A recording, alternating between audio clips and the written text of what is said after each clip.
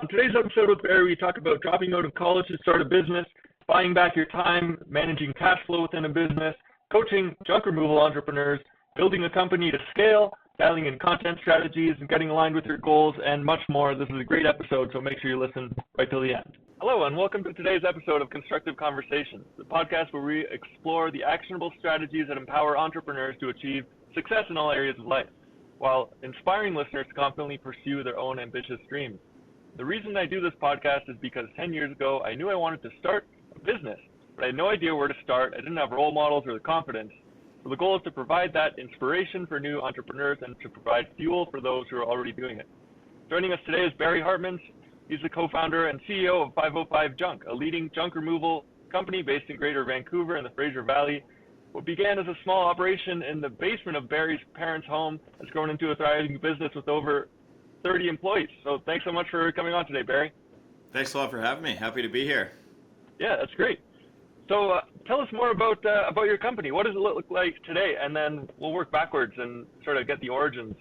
Yeah, sounds good. So we've got about 45 people working with the company. So yeah, it's primarily we're a junk removal and recycling company. We service all the Lower Mainland and Vancouver area. Something cool about the company is we've built out custom trucks that have onboard weighing systems on them. So we were able to sort of, what's the word I'm looking for? I guess like innovate the process of billing clients. Typically it's all done by volume, and so it's a lot more accurate in this way, being able to actually just weigh and measure the material on site. Another cool thing is recycling and diversion is a huge part of what we do. So we've hauled, tens of millions of pounds of waste over the last little bit, and making sure that we recycle as much as humanly possible and donate reusable goods to local charities as well is sort of a big aspect of what we do.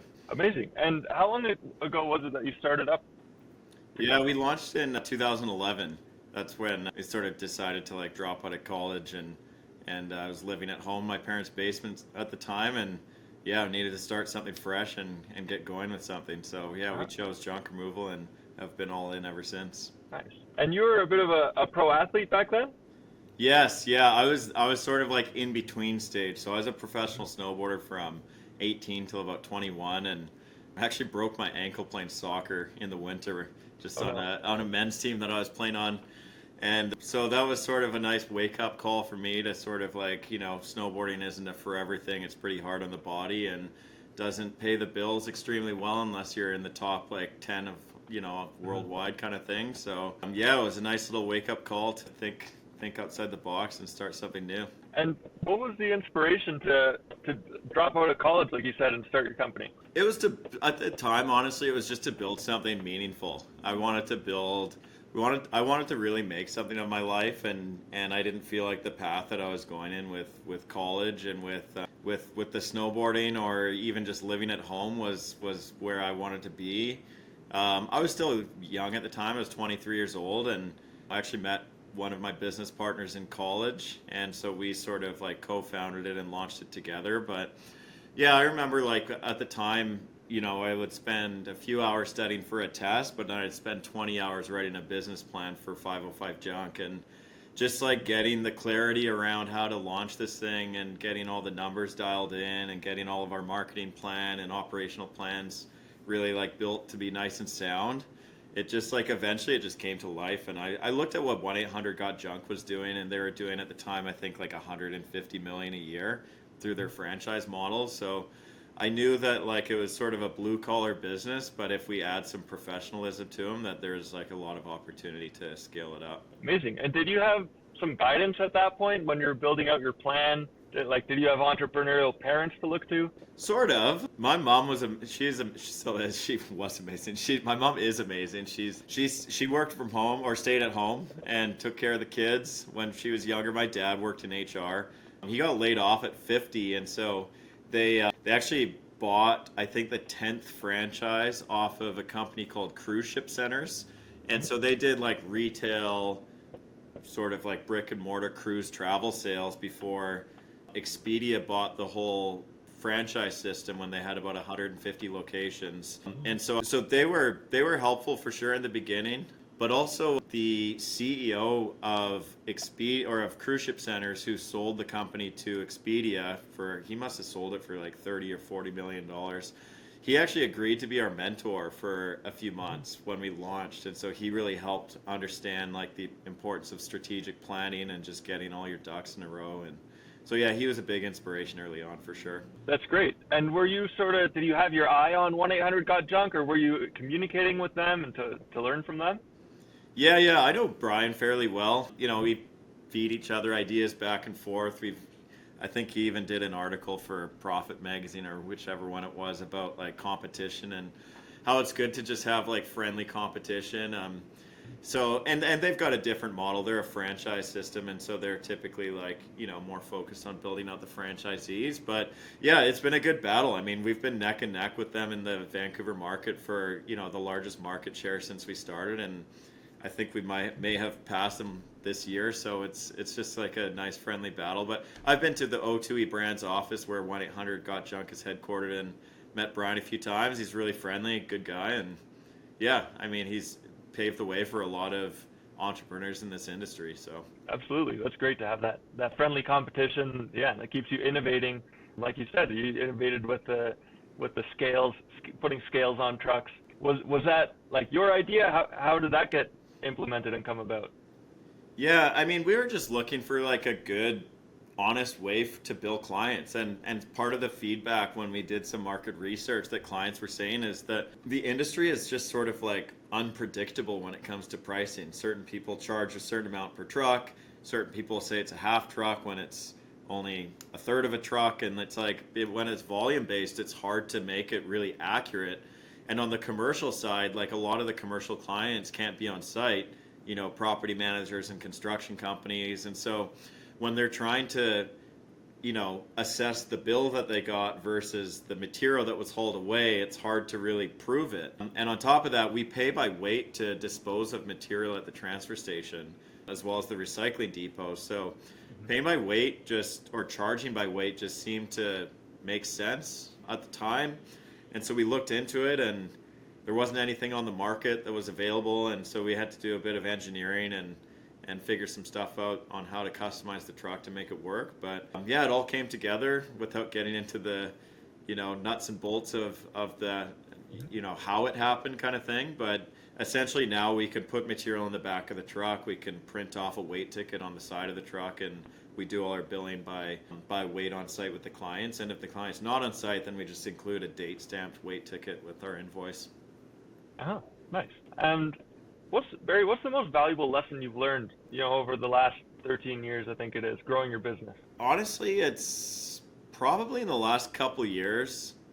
One of my business coaches has really gone all in on just like figuring out how to get your time back. And like for me, it was more so of just like a lot of doing things in the first 5 or 10 years, first 10 years really. And in the last little bit, it's transitioned more to like empower your team to get the job done. So we've got a great group of people, from our sales team to business development to full-time marketer, HR. We've got lots of people in operations, all of our drivers, training up our president right now. Like there's a whole bunch of really amazing people. And honestly, every time I catch myself doing something, I just think to myself, I'm cannibalizing someone else's opportunity to be able to grow in this company. And so it's not to say like, you just want to put your feet up and sit on the beach and do nothing, but it's more so just like true growth comes from empowering other people to grow your business with you rather than trying to do everything yourself. So I got stuck in that rut for a little bit. And, for anyone listening that's a smaller company that's like, oh yeah, that must be nice, you've got 40 or 50 employees. Just remember that we all started somewhere, and that's why the answer is to the question, which is what's the biggest lesson. And anyone can break through in any market, whether it's a coffee store, clothing, retail, junk removal, or tech. Yeah, it's all about building the team up, though. That's for sure. That's a great lesson, and that empower other people, let them learn, take on that responsibility, and then it frees yourself up. Did you notice your growth? Was it sort of hockey stick shaped, or was it just gradual over time? What does that look like? It's been pretty like steady Eddie. In the early days, we were growing by like 100% a year, but recently we sort of, I don't know, that doesn't really interest me as much. Like we're building out an acquisition strategy in 2025, so come next year, I guess 2026. Maybe if an opportunity pops up sooner, we're going to be eyeing up a few companies in Canada that are looking to exit. So I think naturally from that, you'll see more of a hockey stick growth just because you're essentially like acquiring a company and rolling up that revenue. But yeah, I mean, we've grown anywhere from like 20 to 25% most years. We've had a couple down years where, it just didn't quite pan out as you thought, or we're sort of doing like a rebuild year. I don't know if any football fans out there, but sometimes you got to rebuild a little bit, and that's not your year to have a big win. But for the most part, like I know, like in our strategic planning this year, our VP of sales and ops, Alex, he's like, I want to win 9 out of 12 months this year. And to me, that's a good win. If you're building out your predictions and your budget and you go 9 for 12, that probably means that you set ambitious enough targets, but also have the discipline to actually get the job done. So awesome. So the flip side of that question, what's one of the biggest obstacles you've had to overcome as you're growing your company? I would say like maintaining good profit margins and ensuring that cash flow is sound. Like, everyone's heard that cash flow is oxygen, and I look at it like a tool. It's one of the most important tools that you have is having strong cash flow. And sometimes things don't go to plan, and the problem of running an unprofitable business is the banks won't work with you. No one's going to really work with you if your last year's bottom line is not looking good, because even a simple line of credit increase, people are going to, the banks are going to look at it and go, well, you don't have the capacity to pay down this LOC or this principal debt or any vehicle loans or anything like that, because there's no cash flow at the bottom line, and so we just can't do it. And there's no ifs, ands, or buts. The answer is just no. So, that was a big learning lesson for me. Is just making sure, like, some people are like almost like scared to talk about profit. They think it's like this. There's this stigma around it where it's like profit means like the owners of the company are just gonna like use it all and drain it to go buy a bunch of like, Lamborghinis and stuff like that. But and there's nothing wrong with that, especially if you've been in business for a long time and there's healthy profit coming through, and the entrepreneurs took the risk in the beginning. By all means, go treat yourself. But just outside of like, issuing dividends from the profit, like it's more just like having healthy cash flow coming in, having a healthy amount of line of credit availability, having a healthy amount of cash in the bank account, and not having too many down months where that cash amount gets brought down. So yeah, I think like especially in the sort of the home service sort of space where there's a lot of like capital resources like trucks and people and fuel and disposal costs, like it makes it really important to make sure you're running like a good profitable business. Absolutely. And what sort of tools or strategies help you to do that? Is it like your accounting team, or like, or did you learn that lesson early on when it was just a smaller team? What helps you to stay on top of that? Yeah, like we'll build out our budgets every year and sort of check in. I really like retrending the budget, so I don't like changing the original budget, because we actually like to like look at, like compare, okay, what was the original budget compared to the actuals, and see what that gap is to make sure we're staying on top of it. But I also like retrending the budget on like even like a weekly basis, just to know like, okay, we budgeted $400,000 in revenue this month, and now we're trending 450, and for better or for worse, it's going to have implications on the business, especially if your ability to produce revenue requires, not every model is like this. Like we've also launched Bolt Accelerator recently, which is a coaching business model for junk removal entrepreneurs, and that model, as we scale it up, it doesn't need a ton more resources. We just need to continue to add really good value for the entrepreneurs in the group. Whereas in the junk removal space, to scale revenue, you need more people, you need more trucks, right? We might need more office space. And so that's where it's important to really stay on top of like the trending budget. Whereas with Bolt, we started getting into the budget, and I was like, let's not even build one this year. Like, let's just build really cool stuff that the entrepreneurs are really going to love and value, and we'll just like pour resources into making sure it's awesome. So it's a little bit different. Every business model is different, but particularly for 505 Junk, really staying on top of the numbers is crucial. Yeah, and tell me more about what's that process been like, and is this a really sort of like niche group? Because I can't imagine there's that many junk removal coaching programs out there. Yeah, there's a couple of them. I don't know that industry too well, to be honest. Like, I started it without even like doing any competitive analysis. I just knew that we had the experience and sort of the qualifications to coach other people, and we built a business model that could add value to the entrepreneurs. And I had enough people reaching out to me personally to get help building out their business, and it just got to a point where you can't help everyone for free all the time. So we just built out like a group coaching model. I do a bit of one-on-one coaching as well for clients that really want to scale up. But yeah, as far as like the one-on-one, the inspiration came. We actually built an entire franchise system for 505 Junk. So we opened a couple locations, which we ended up buying back. The whole thing was built to scale. And so going through that process, building one of the fastest growing junk removal companies in Canada. And I honestly had no idea that there's not a lot of independent junk removal companies in the United States that are our size. I think because it's such a low average job size that people struggle getting past that sort of like $1 million mark or even a $2 million mark. Whereas like, yeah, there's recipes to be able to get that done. It's just a matter of like understanding how to do it and having the accountability and execution to do it. But that's where Bolt was born, is really just to like help other entrepreneurs in this space. We've been fortunate enough to get support from other people over the years, and like you said, like your inspiration for the podcast 10 years ago was just being able to not having access to these conversations and these people. And so in Bolt, we do weekly coaching. We give them access to all the systems and tools that we've built at 505 Junk over the years. And there's a really good group, like a community chat element of people online. And so we kind of keep everyone together. And because it is such a niche space, like it's cool for people to be able to help problem solve each other.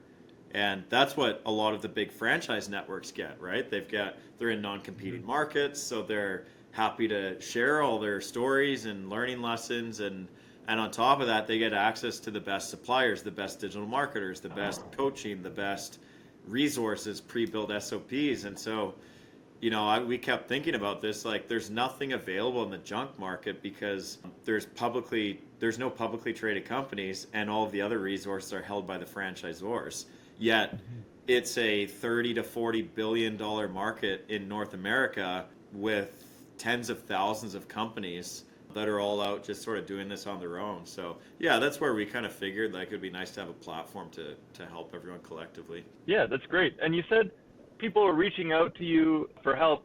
Was this part of like a social media strategy? Where were people reaching out to you? Yeah, I would just get emails, like they get my phone number sometimes, they send me a text. I've been a part of other business coaching platforms in the past, and so, the odd time there's a junk removal company or something that was a part of it, and so, they'd reach out through that. And yeah, I don't know, we honestly haven't done a huge social media strategy. I was actually saying to someone the other day, like, there's some things we've done really well at 505 Junk, like web development, branding, Google Ads, business development, recurring commercial accounts, building out a good team. Like there's a lot of those things that we've been crushing, but our social game has not been that good, actually, to be honest with you. And so like we've been investing in coaching to get our content strategy better dialed in, and Bolt will be a big play on that as well. They'll be able to like cross feed off each other. So yeah, I'm excited to sort of like take our, what I'd call like a B minus game in social media and just like really start to make it good. Awesome. Yeah. So you're putting in the attention and the effort to grow the company social media. What about personal branding? Is that something that you work on actively? Yeah, I mean, I've always had it in the back of my mind that it's going to be inevitably have to happen one day. Even in the snowboarding days, I mean, when I was in grade 10, I was emailing a guy named Sean Neff. He founded Neff Headwear, which is like a pretty big snowboard brand. I think he sold it for like $250 million recently. But even in the early days, I'd be sending emails in high school saying like, hey, here's my snowboarding video, here's the photos, like, would you sponsor me? And so that's how typically the initial sponsorships are done. You just reach out to people and try and get connected. And so I was always building a little bit of a personal brand. And then when we got into entrepreneurship with 505 Junk, it was sort of the same thing. Like, I was aware of it. Like, I knew not to say or do anything stupid as a default. And also knew that by getting like press and media coverage and all that kind of stuff, it's going to be good for business. But I never really had any desire to be like, like a famous business entrepreneur or anything like that. But now my perspective has changed a little bit on it, in a sense that, like, that inevitably, if you build a good business, like 505 Junk's is a solid business. And, Bolt's going to be a really good one as well. We only launched it in April, but it's scaling up really quickly. And naturally, people want to hear the story. And so in the same way, Bolt's inspiration came from not to hoard all the information that we have and actually use it to collectively help other people. I kind of feel the same way about the personal brand.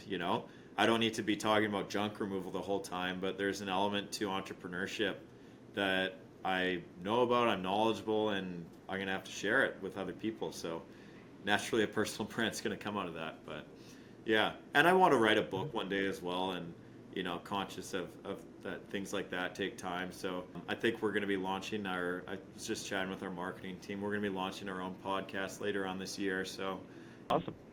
Yeah, lots going on right now. Awesome. Oh, that's one of my later questions. But if you're going to write a book, what would it be on? Since you mentioned it. Oh, I don't know. I'd have to think about that. It's not going to be just about junk removal. I might do a book just on junk removal for the junk removal entrepreneurs, but there's more lessons to be learned than just that. Like, I want the book to reach, anyone that's curious. But there's definitely like I don't know if this is the right word, but like sort of like a rags to riches type story, in a sense, where like when I launched 505 Junk, I had a broken ankle, $3,000 in my credit card, $200 in the bank account, and half in education, and a whole bunch of people that are just like, like good luck kind of thing. And so if anything, there's just like a motivational story there to help people that are feeling like they're in a rut, to give them that boost and confidence to kind of just step in and go and do it themselves. But yeah, I know that element of the story will be tied into it, as far as like picking like a niche. Like we both know Dan Martell, like his niche was to help people buy back their time. And I think that's really important with a book strategy, is to not just tell your story, because unless like there's the Elon Musk out there, there's the you know what I mean? It's like those are stories people want to read. Like, those are wild stories. But if we can use our business experience to really like come up with a unique concept and idea and really help people apply that in their own personal life or their business, then I think that's probably like an approach that I'm going to take, is to just like, pick a strategy and just roll with it. Awesome. Yeah, I'll look forward to reading that. So going back to sort of you and some goals. So what are you looking forward to in the future? What do you see as the next 5 to 10 years? What's that going to look like? Yeah, lots of things. I mean, so in my personal life, my wife's actually from Australia, and so that was one thing that was really important to us when we got married a few years ago, and we just had our first daughter. Yeah, thanks. So we've got a 1-year-old daughter, Sadie, and just making sure we have the flexibility to go back and forth between Vancouver and Australia, because the reality is and also all the travel in between for work. But the reality is like we're both very close with both families, and so it's important to be able to move back and forth. And so having that flexibility is definitely, top of mind as we get older and the kids grow up, just making sure that, grandparents and all that kind of stuff have access to everyone. As far as 505 Junk, we've got some big plans. We're going to be doing an expansion across Canada. We're also rolling out a big recycling strategy where we are doing things like, like used clothing, electronics recycling, and doing more like bulk sort of, like higher volume amounts of recycling, rather than just doing like the single pickups, which we're doing in the junk removal right now. Probably going to do an acquisition strategy. In fact, I know we are, because we're planning on it this year, but That's going to be more of our expansion model rather than a franchising model. And then on Bolt, we've got a big vision. We want to be the largest junk removal accelerator on the planet. So we've got goals to come up with different products so that every company from every size has an ability to learn. In the Accelerator, it's more of a locked off sort of geographic territory. So it's for those people that are committed to really owning their market that they operate in. Maybe they want to expand to new ones as well. And then we're also going to have a startup accelerator for companies that are just sort of under that, like 500,000 in revenue. So our goal is to get to 500 companies in the next 3 years and really just start, helping professionalize the industry and making sure like the up and coming generation sees that running a junk removal business is not what it looks like from the outside. Like there's a lot of upside to it and opportunity, and it's a good way to build some good careers for people. Awesome. Well, yeah, lots of great goals. So what's the biggest challenge or the biggest puzzle that you have to work through on your way to making all those things happen? It's a good question. I think just alignment. We've got 2 fast growing companies right now, and I think alignment of the team to make sure that, starting with myself, like my time is properly divided between both organizations, and as well as my family as well and friends, and just having that, balance is never the right word because, if you look at sleep, that's a third of your life. So that's not balance. It's just making sure that I'm applying the right amount of energy into the right amount of buckets and not going too all in on anything. As far as for 505 junk, I think it's just making sure we're when we do get into the acquisition strategy, that we're not just rushing the process just for the sake of growth. Like we're finding companies that are really good quality, well-built businesses, and it just so happens that the founder or entrepreneur within that organization, it's just not for them anymore. And it doesn't matter what the reason is, but what does matter is that they've got a good brand, a good reputation, they've got healthy margins, they've got a really strong team, a team that wants to continue on. And I think just making sure like we work with the right people to help find those companies is probably gonna, prevent the barriers for that growth there. And then for Bolt is just like a passion. It's just like a labor of love. It's a passion project. We've got like 12 amazing people in it right now.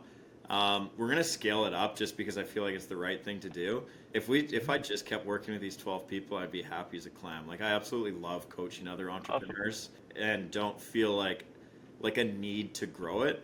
It just honestly genuinely feels like I know there's lots of entrepreneurs out there that could use its support, and so that's why we're going to grow it. So honestly, I don't really see too many barriers from scaling that up. If you want a more like nuts and bolts answer, it would be lead generation for Bolt. So that's why like our marketing team is really going to focus on building out good content so we can build our social game and get good following, and just make sure that we're giving out good free content to people so that they can watch it. And if they want to like step in to go more all into scaling up their business, then maybe they'd reach out to us to connect. Awesome.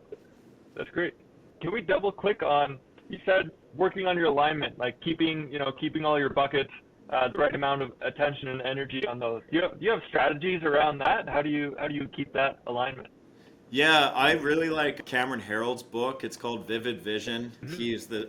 He was the CEO of 1-800-GOT-JUNK, so naturally I'm very tied to what he does. My business partner Scott is sort of in his second in command program, which is like for COOs and presidents and all that kind of stuff. But I've just always loved that. Like the premises of the book is, and I think he primarily wrote it for businesses in a sense that you're writing a really clearly described document written present day, but it's 3 years in advance. So you're writing it like, welcome to Vancouver, British Columbia on December 18th, 2027.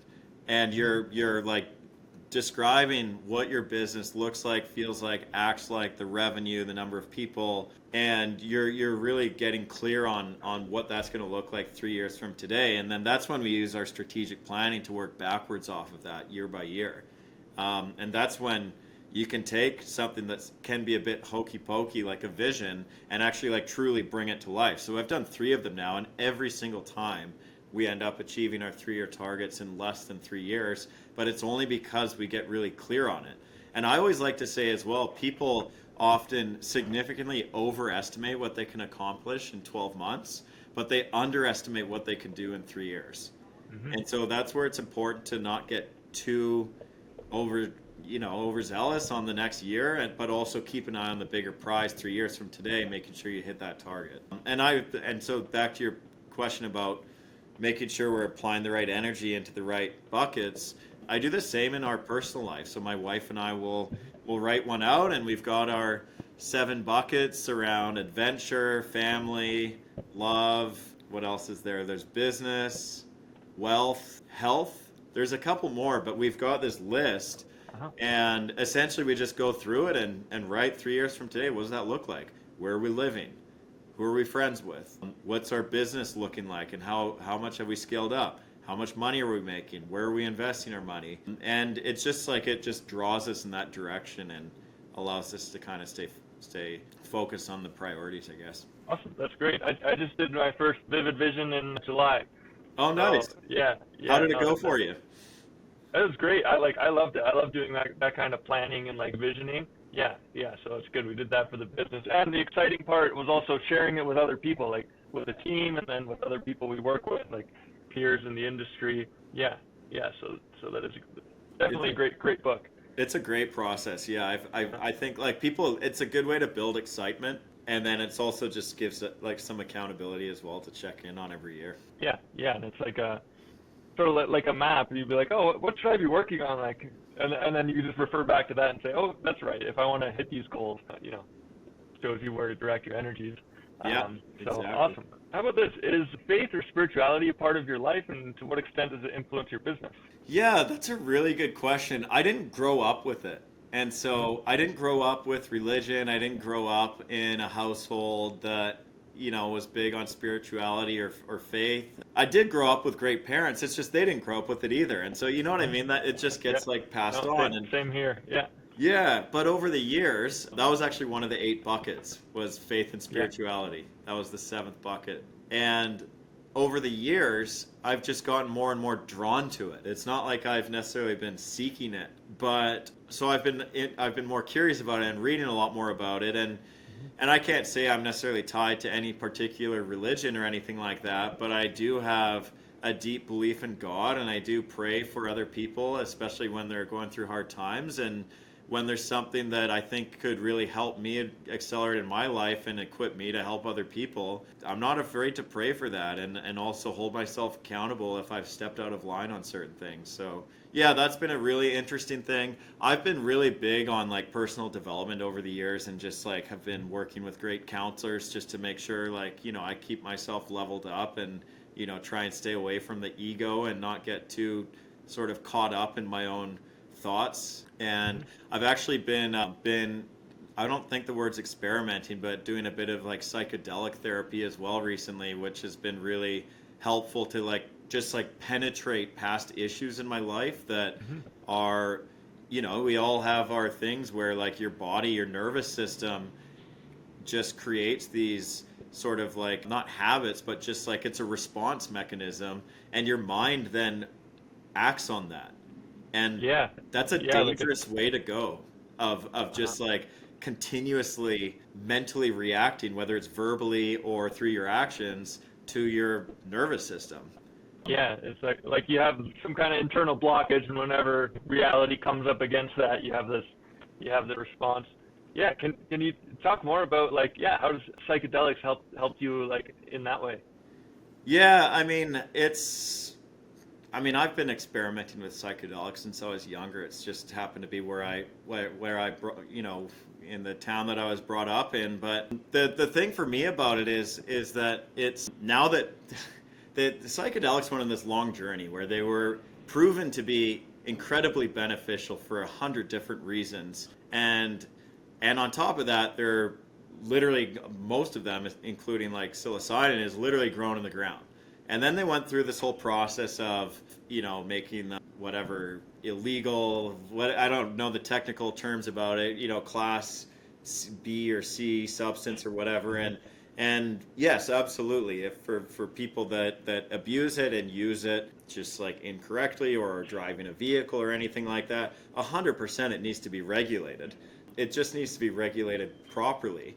And so it's for me, it's cool to see, organizations like Netflix that are putting documentaries out reminding people as to why they were being researched by some of the most extensive universities on the planet for many years before all that got shut down. And now that it's opened up again, surprise, surprise, all this past research is coming out and new information's coming out, but nothing's changed. If used properly in a good setting with a professional, psychedelics can have a huge impact on people's lives, especially for people that are suffering from PTSD or anything where the nervous system is really like taking control of their life, and their capability to manage that is no longer in their control. And so for me, there was some things that I grew up with that I needed to make some shifts on, and counseling was great, but psychedelics combined with counseling is really, it can really fast track the process and like truly do some integration and rewiring that is hard to get in an hour conversation, even with the best professional on the planet. So yeah, that's been a focus for me, and honestly it's just been finding peace as well. There's a lot to be explored on the meaning of life, and there's a lot to be explored on our own individual purpose and where we play in that, and it allows you to go a little bit deeper sometimes to really like think around what are we doing here, and what is my role on this planet and in this human form for the 100 some odd years that we get, and where can we add the most value, and how can we really bring our values to life and help the most people. And that's just sort of the questions that I personally contemplate when I go through that process. I know it's different for everyone, but yeah, for me that's been my focal point.